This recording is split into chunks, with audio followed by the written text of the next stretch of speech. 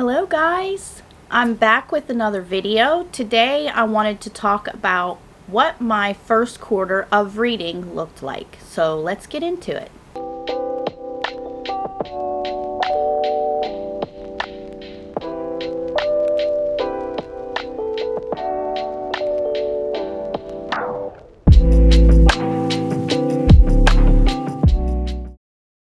Since this is a new channel and I haven't had a chance to really do a monthly wrap-up yet, I thought it would be a good idea to catch you all up on what I have read so far this year.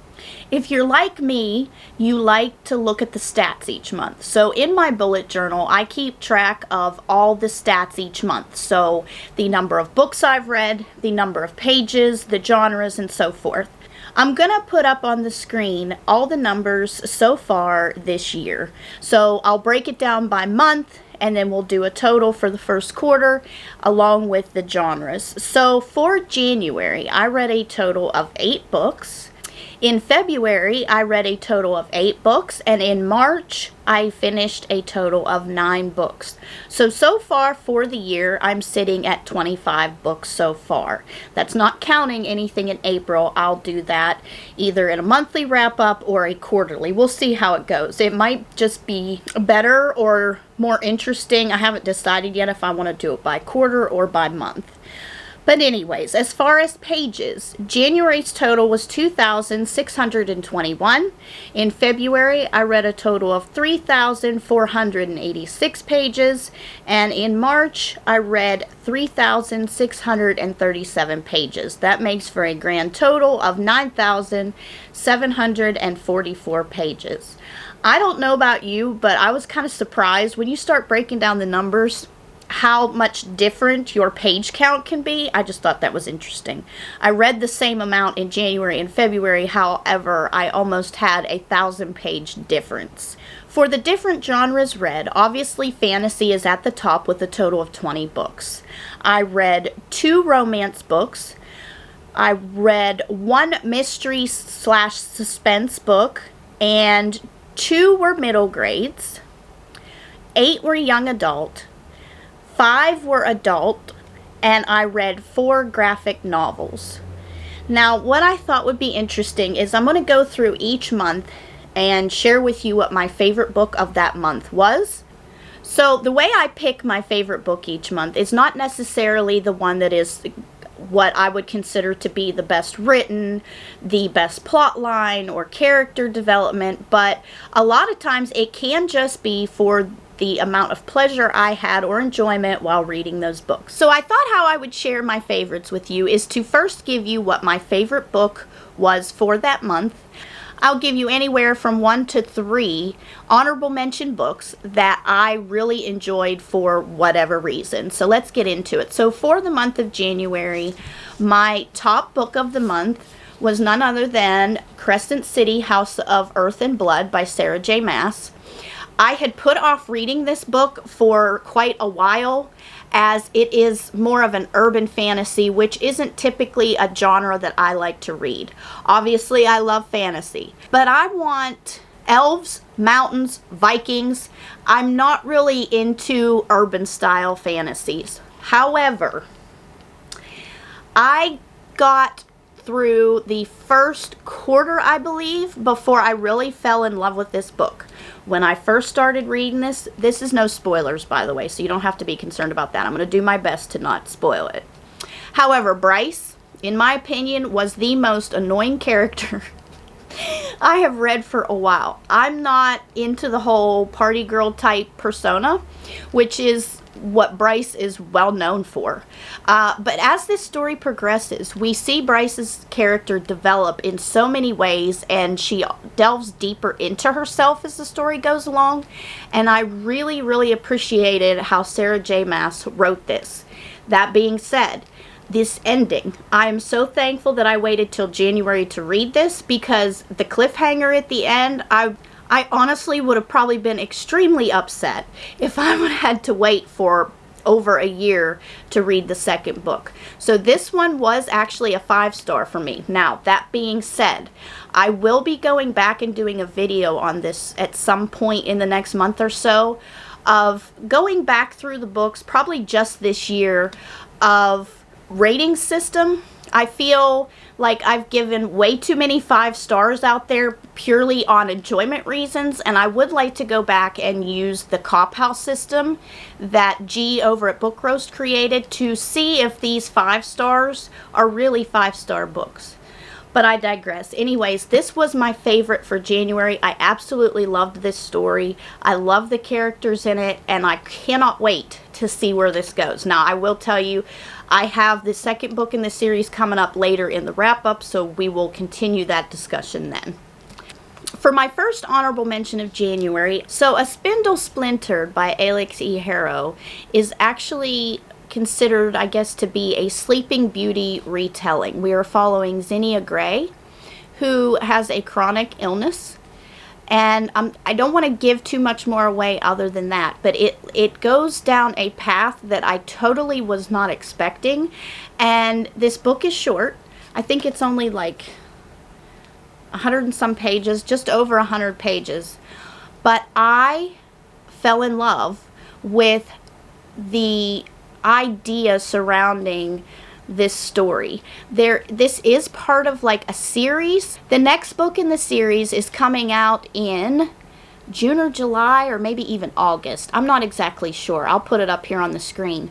It is called A Mirror Mended, so obviously we're probably going to be visiting the story of Snow White, but I highly recommend picking this up, especially, it's like I said, it's 100 pages. It took me maybe a half an hour to read, and I actually would like to go back through and reread it because I think I missed a lot of information. But the subjects that it talks about here, as far as accepting yourself for who you are and dealing with chronic illness, and the sometimes bleak perspective that a chronic illness can shed on your everyday life, I really felt the emotions that Zinnia went through throughout this story, and I really felt this had a real impact on me. For as short as the story was, this is one I thought about for quite a while.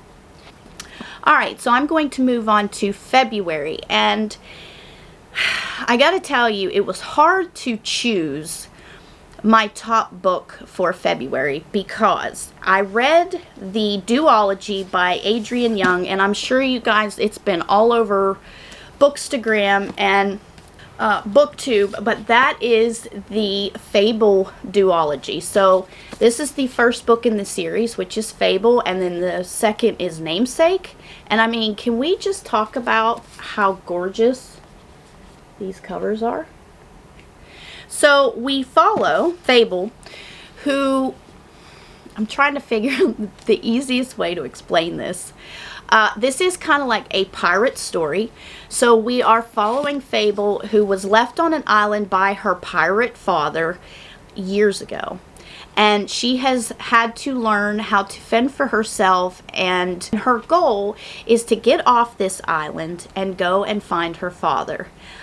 She meets some very interesting characters along the way, and how Adrienne Young was able to intertwine all these characters together. Very beautiful writing, immersive. I loved every second of it. And you know, for a young adult novel, this one is, I guess, darker would be the best word. It's not your typical frilly, fluffy, chosen one trope.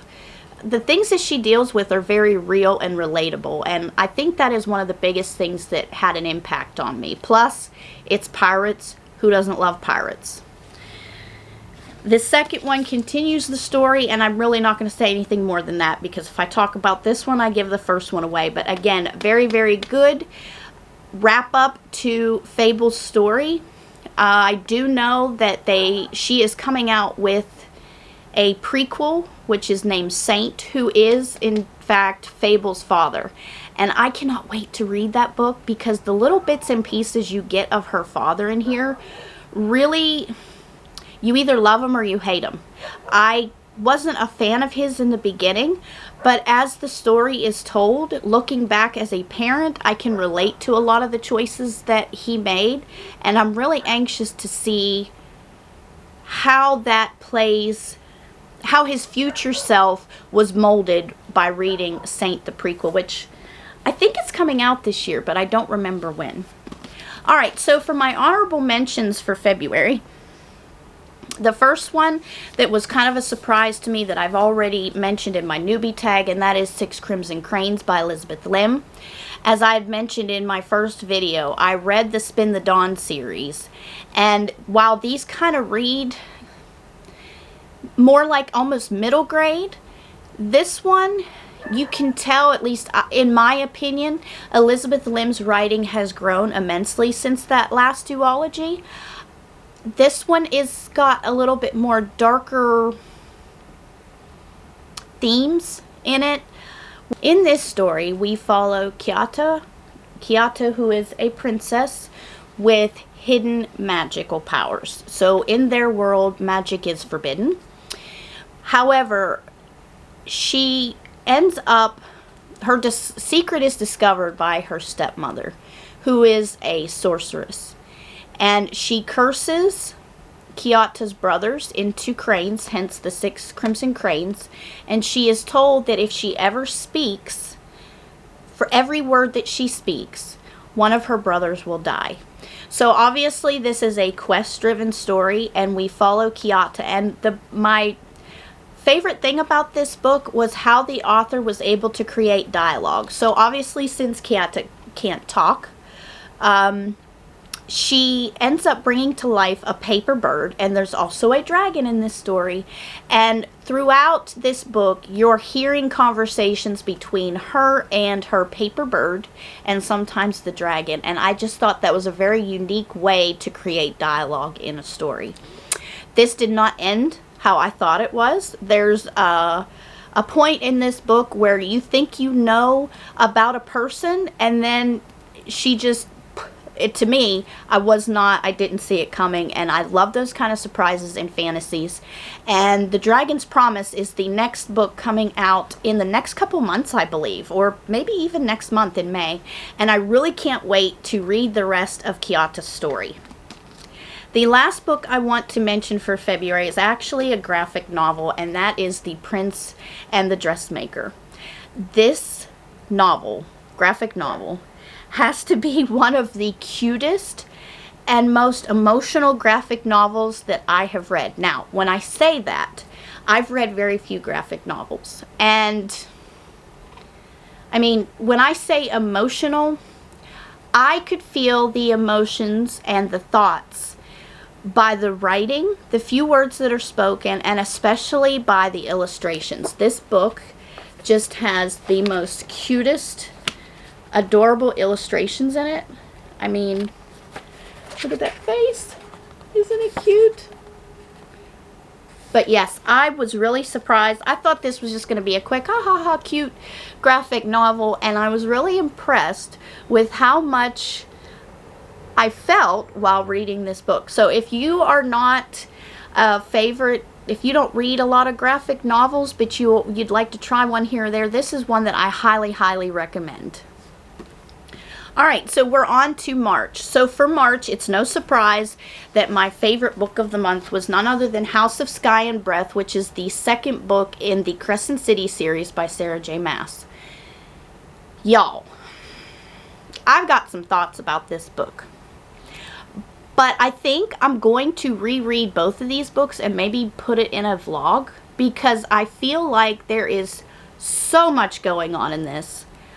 Almost to the point that it was really, really hard to keep up with all the plots and subplots within the subplots.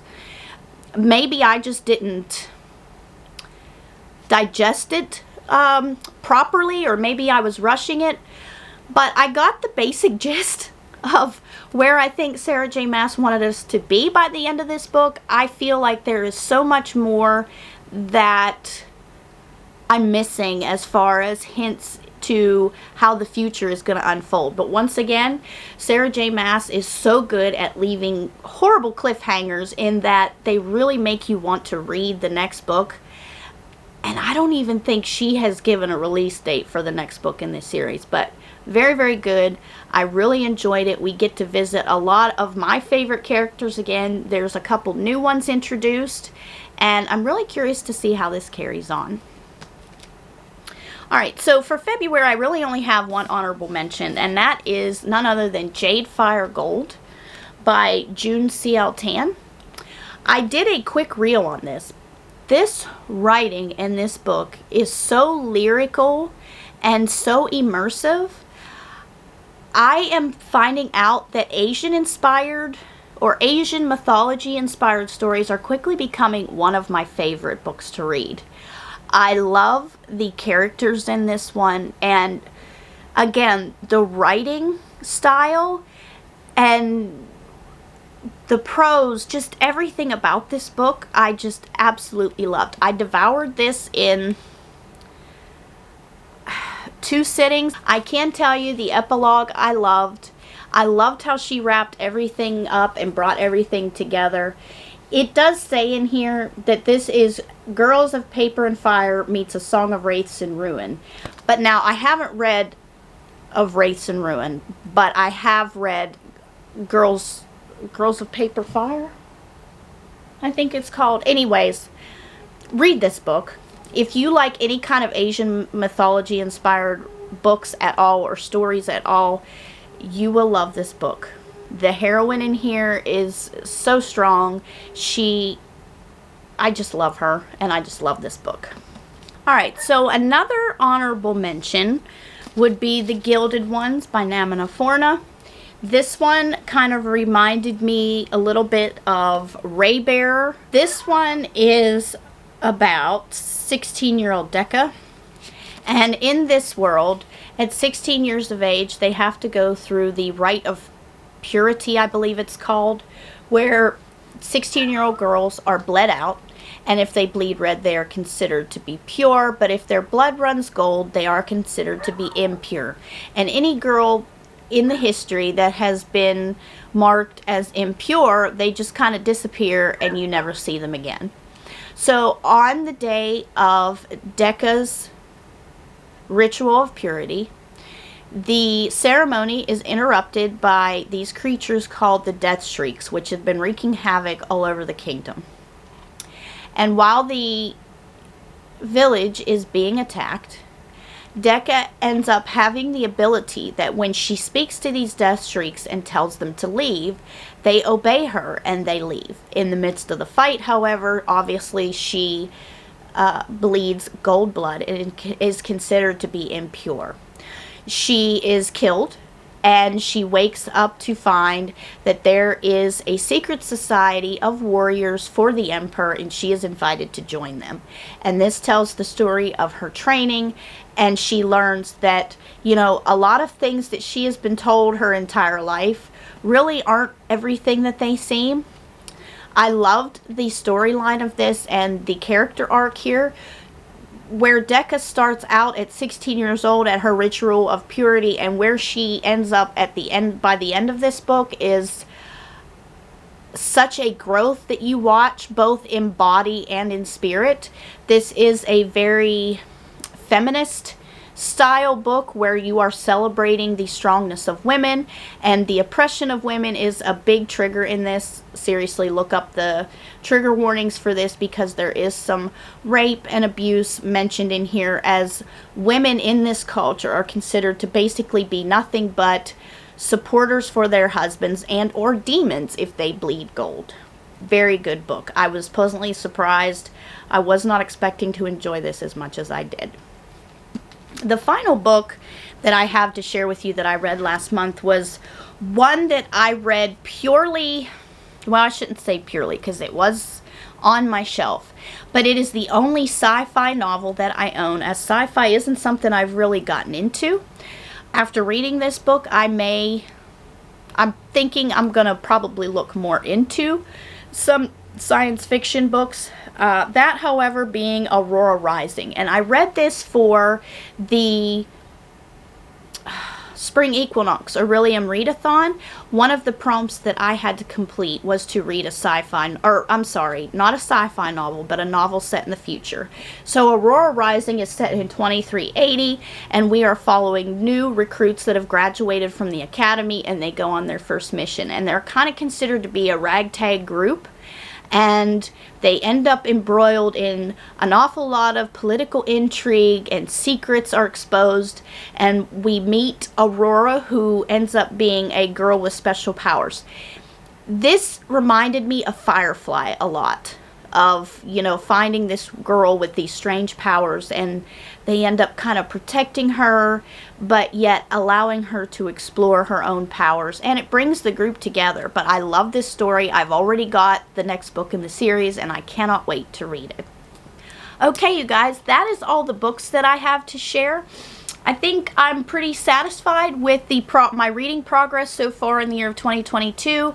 I did set a Goodreads goal of 100 books, and if I can keep up this momentum, y'all, I will hit my 100 book goal quite before the end of the year. Now, I say that, we got summer coming and all that kind of stuff, holidays here and there, but overall, I feel like I had a very successful first quarter, and I can't wait to see where the upcoming months take me. Alright, if you enjoyed this video, please give it a like, a thumbs up, subscribe if you're not already, and I will see you next time. Bye!